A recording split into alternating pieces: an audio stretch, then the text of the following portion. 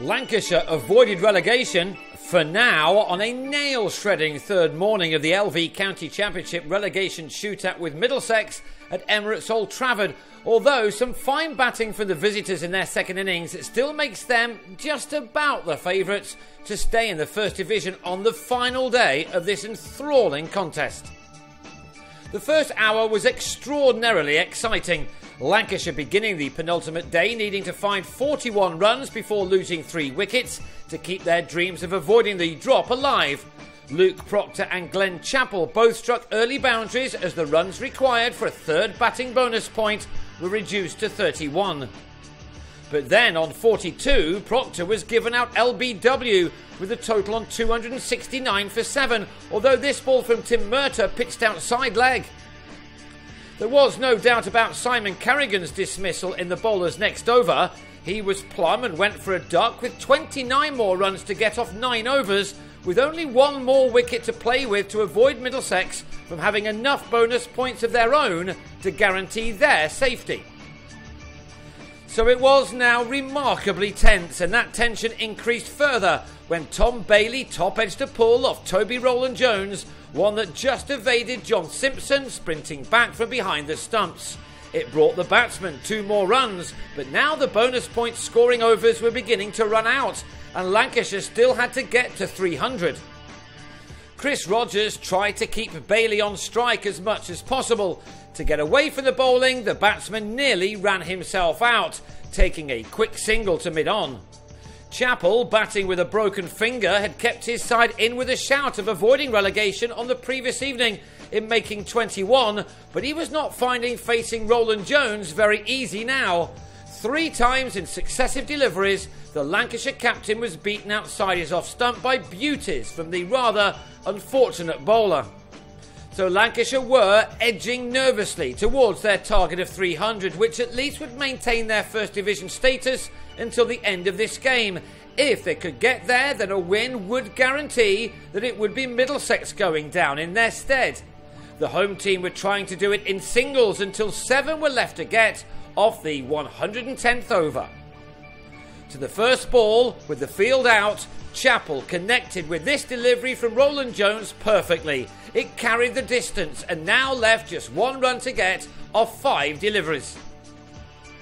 Then Chappell squeezed the next ball through gully to give his team the bonus point they needed. He then immediately declared on 302 for 8 for a lead of 88 on first innings. The game within the game had now ended, and now the equation was a much simpler one. A win for Lancashire would keep them up, anything but would send them back down to Division 2. So the tension now switched to the Middlesex openers, and Rogers was squared up by Chappell, the ball landing just short of the slips.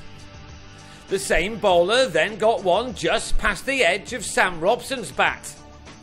Sometimes this was almost unbearable to watch. Carl Brown put down a chance in the covers to give Rogers a life, while Carrigan was convinced that Rogers had touched the ball on its way to short leg, the decision going in the favour of the batsman, one who does normally walk.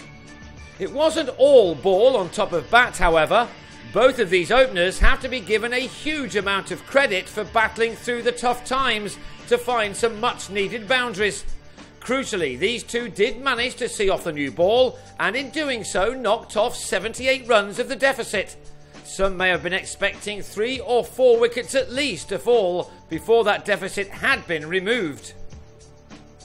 Lancashire were given more hope when Rogers chopped Bailey back onto his stumps to depart with 21 runs to his name in what may have been his last innings for the county.